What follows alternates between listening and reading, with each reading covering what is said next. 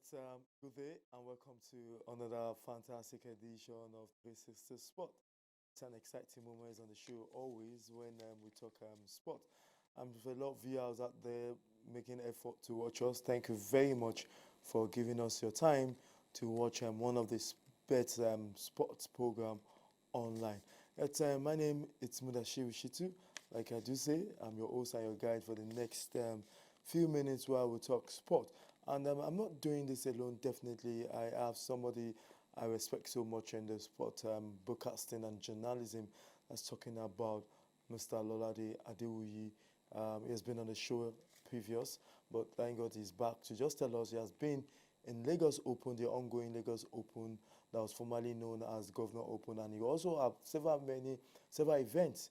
So he's as the right person to tell us what his views, being a very neutral person as the job entails, and also many things we need to know about the topic. We'll be starting from the Lagos Open before we go into karate, before we now check on and stop on boxing.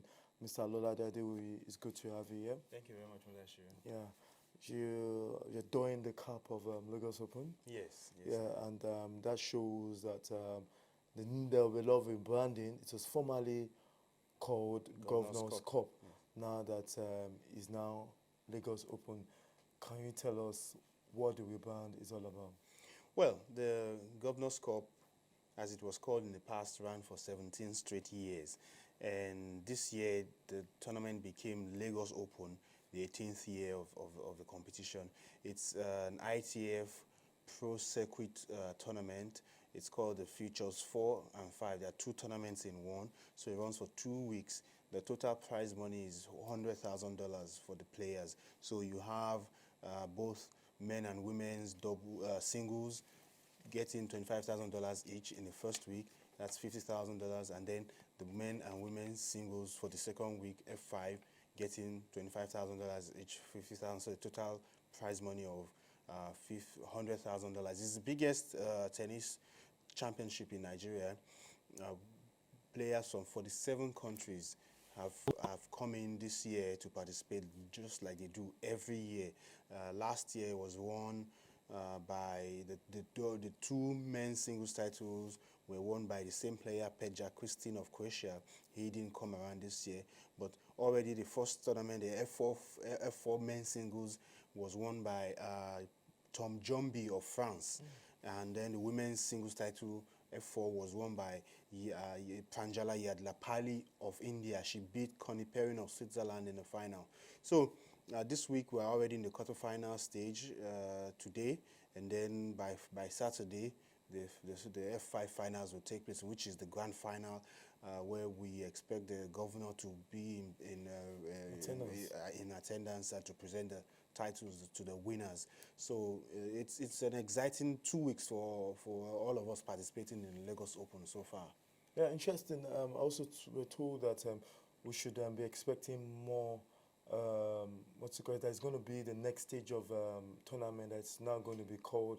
It's no more just going to be in the Challenge Series. Yeah, yes, it's going to be. I mean, from 2020, the plan is for the championship to become a challenger tour. Because so on the ITF calendar, there are 3 levels of tournaments. The ITF Pro Circuit, which we are, is the lowest, and then you have the Challenger Tour, which is the middle, and then you have the World Tour, ATP WTA World Tour, before you have the Grand Slams, the 4 Grand Slams, which are the pinnacle of the sport. So right now we are on the lowest rung of the ladder, the Pro Circuit, but ITF is fading out the Pro Circuit. They want to reduce the number of professional players in the sport. So by 2020, we need to rise up to be able to go into the Challenger Tour tournament, a series of tournaments, which will demand more higher prize money.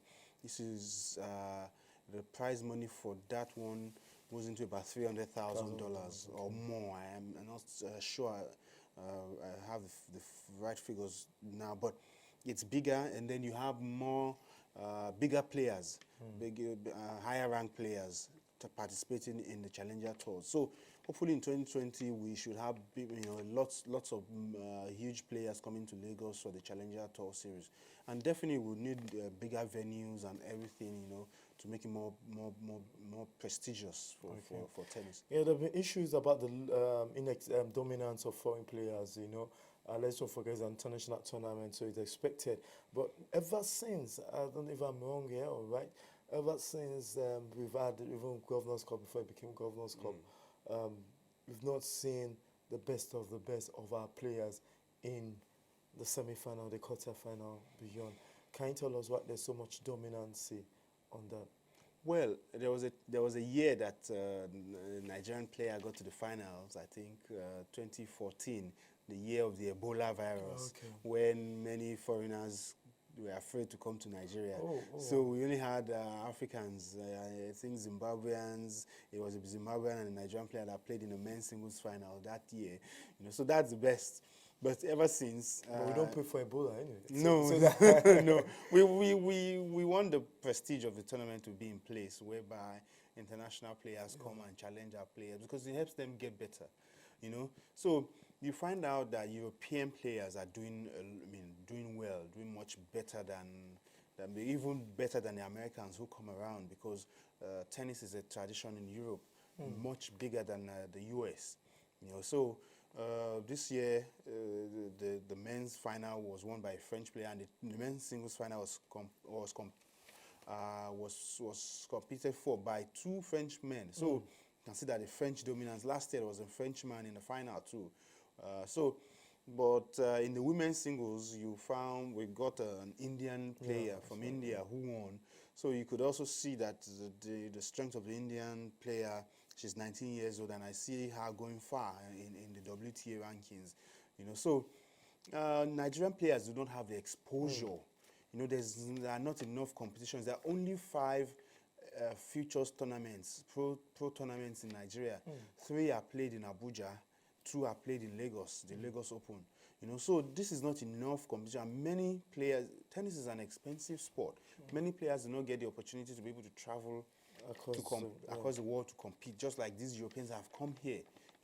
They've come here 2 weeks, paid their way, their transport, their accommodation, their feeding, just to compete, to win points, to gain points on the rankings. So it's difficult to get Nigerians, because we don't have a culture of corporate sponsorship, but also we do not have them playing regularly against world-class opponents. So what can be done to make sure that we are also at that level? It seems the tournament is not to breed players. The tournament is just on its own. But what can be done to make sure, before we look into karate, what can be done to make sure that our players get to that same level as expected of them? Well, we need more competitions locally. We need more high-level competition in Nigeria, and then we need a bit of getting the winners, local competitions, to go outside to compete. So that's where we need sponsors for players. The best local players need to go out regularly, at least play 2 to 3 professional tournaments outside of the country, get them exposed to new thinking, get them to play against these young players that are coming through. Even though locally the tournament gives wild cards to the Nigerian players, so that they can even gain points to be in the main draw. Because once you get into the main draw, if you win a game, you get points and your rankings improve. But if you don't even win, then many Nigerians, the highest is the second round in the singles, and they fall out. So it's difficult. The way they get to second round is by playing in Nigeria also. Playing another Nigerian, So it's difficult, but it can be done if there's a strategic plan by the Nigeria Tennis Federation to ensure that these players play international tennis. We've been talking about Lagos Open ongoing. Definitely we have to let you know what transpired at the end of the day when the final takes place at the club. What's the name of the Lagos club? Long Tennis Club at Onikon. Lagos Long Tennis Club at Onikon. We go straight to karate. I'm sure I've been seeing your comments on your Facebook pages, Twitter. getting back to me, we want to talk about karate.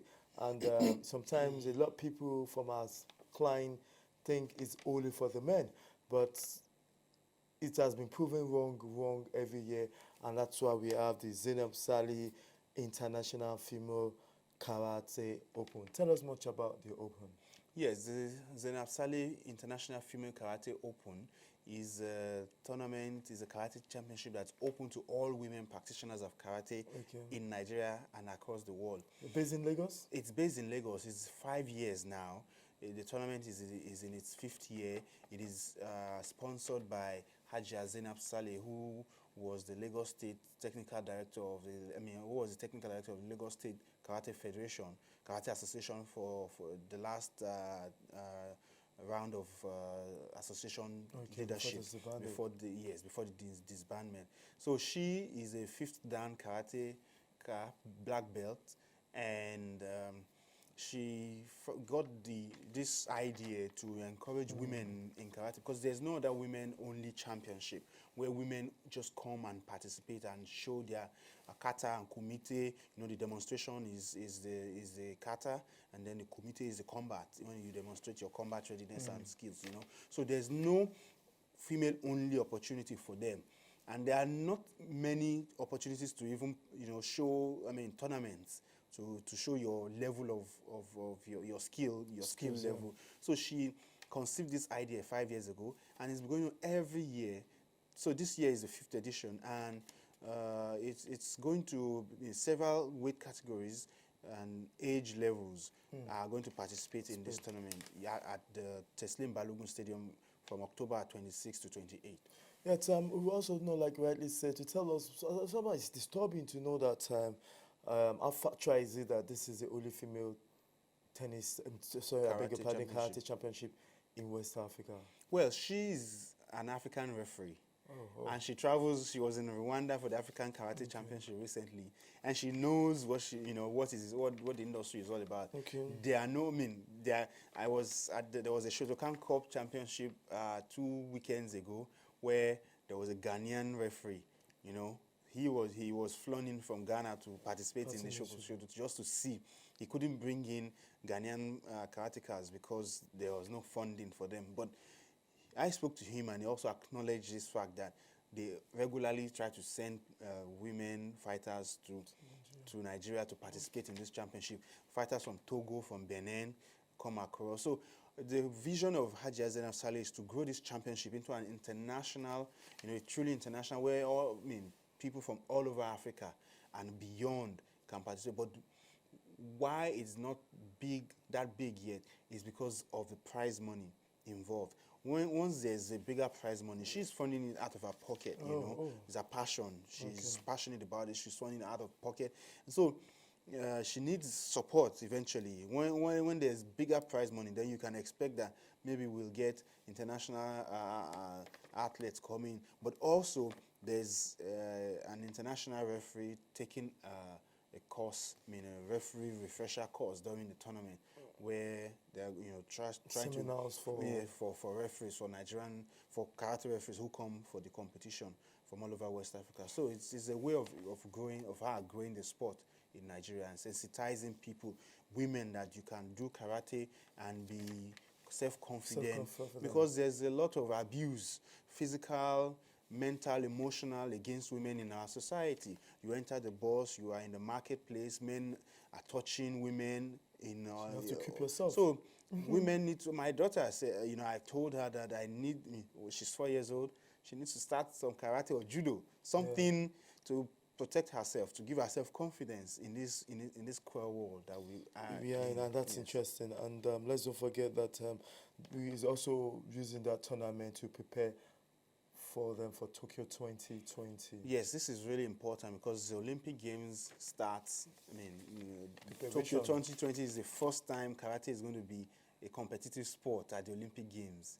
So it's an opportunity for African athletes, women athletes, to prepare themselves ahead of the African qualifiers for the Tokyo 2020 Olympic Games. So you've got key performers in the Nigerian karate women's circle, Uju Nwankwo, Ronke Ogunsanwo, who can use this opportunity to check their level of preparedness. Because recently, when the African Karate Championship held in Rwanda, we couldn't send athletes because there was no funding for them. But when there's a championship in your own city, you can't afford to miss it. So that's the beauty of having a championship like this here in Lagos for women. So definitely, it's obviously there's going to be in Lagos, and for you those watching in Lagos, I think that's a great opportunity. But if you're far and you want to be part of it, definitely keep tab on 360 where I'll give you updates on the Zainab Saleh International Female Karate Open. And during the competition, there won't be another better person to come and tell us much about it than my guest, Lola Adewoye. Yet away from karate, we go to boxing, where an American boxing DeMarcus Chop Chop Collie, the 7 times world champion in lightweight category, is bringing something new into Nigeria, and he's trying to call the first boxing reality show, perhaps in West Africa, called the Nigeria Boxing Rumble reality show. And he also brought a lot of things for the players to be part of it. Okay, and let's not forget that Chop Chop Collie, also with his promoter, Mr. Ajibade, were in Nigeria to make sure that the less privileged boxers, as they may call them, have opportunity to feel what is it like in time. Tell us about or the possibility or what you expect from the Nigeria Boxing Rumble reality show.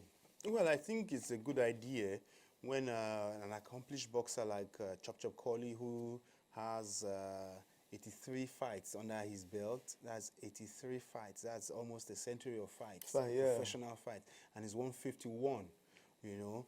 He took on Floyd Mayweather in 2004, was it 2003 or 2004, and took him 12 rounds. Wow, interesting. You know, he lost by unanimous decision to Floyd Mayweather, 12 rounds, you know. So Chop Chop Collie has the experience, you know, and the understanding of the sport to want to give back to boxers. And well, at the press conference, Mr. Ajibade Olajoku, the promoter, said he was thinking of what to do for Nigerian boxing and to grow the sport, because boxing is really huge. We can all attest to Anthony Joshua's rise in the sport. Of course. He's a multi-millionaire now. You know, we've had Samuel Peters, a Nigerian heavyweight champion in the past. You know, we've had the likes of Dick Tiger, you know, Nigerians who have excelled in the sport.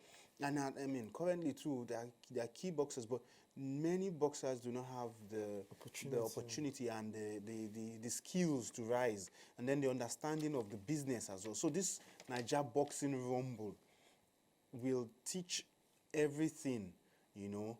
The boxers will be trialed before going into the house. It's like going to be like a big brother house of boxing. All of them every day with Chop Chop Collie, and then learning the skills, you know, the mental and the physical skills to excel in the field, in the sport of boxing. I think it's a good one when it starts in January 2019. It's a very good one also in here, as we're looking at several sports. If you're just joining us, we actually spoke about the Lagos Open, the rebranding, and not forgetting karate, the Zainab Saleh International Female Karate Open that you have in its 5th edition. And DeMarcus Chop Chop Collie, 7 times world champion lightweight category, is bringing something interesting to Nigeria by hosting Nigeria Boxing Rumble reality show that will take place in the first quarter of 2019. This is why I'll call it a wrap on today's show. I hope next time we'll definitely be keeping in touch with us. Mr. Lolade, it's good to have you. Thank you once again. I'm sure definitely at the end of the final of the Lagos Open, you have more to tell us. Definitely. Thank you very, very much for being part of this. You can just join us on our Facebook page and a Twitter page and Instagram to really get much more, and a live broadcast also to get much on what's going on 360 Sport. Thank you very much. See you next time, same time.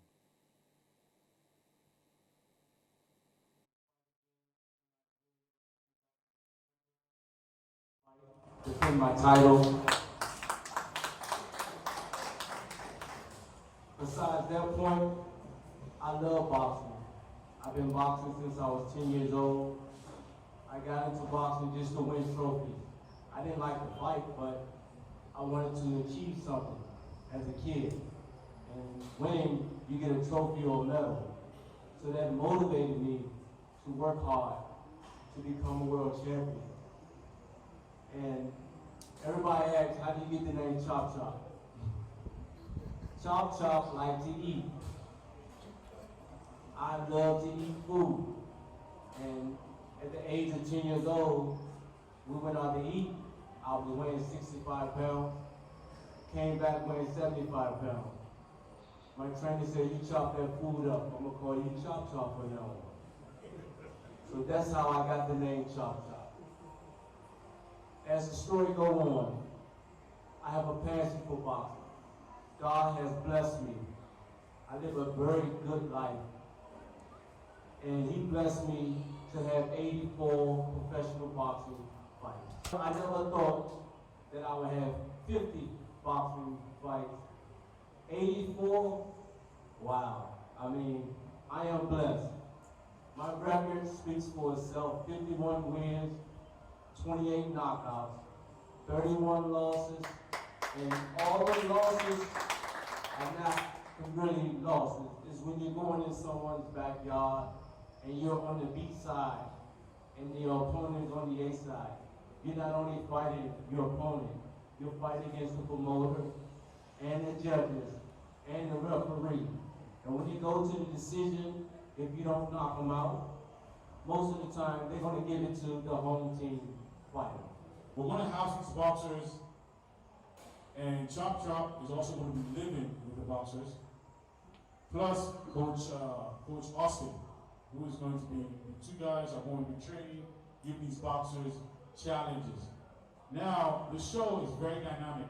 It's not only just boxing, it's also entertainment. We are going to do the show in the sense that training locations, challenges will be different places. There'll be training in at the beach training in Tampa Bay. We're going to go to Ogun State, the Olumoro. We're going to go to the waterfalls in Oshun. We're going to do a lot of challenges for these boxers. So what we're trying to do is to create a mental, the show is going to be very challenging. It's going to be mentally challenging to the boxers. We're not just challenging the boxers physically, we're challenging them mentally as well. So, and in all that, we're also trying to draw interest in boxing. We want to make the show a very friendly show to the public. So the public can also get an insight of what it takes to be a world-class boxer.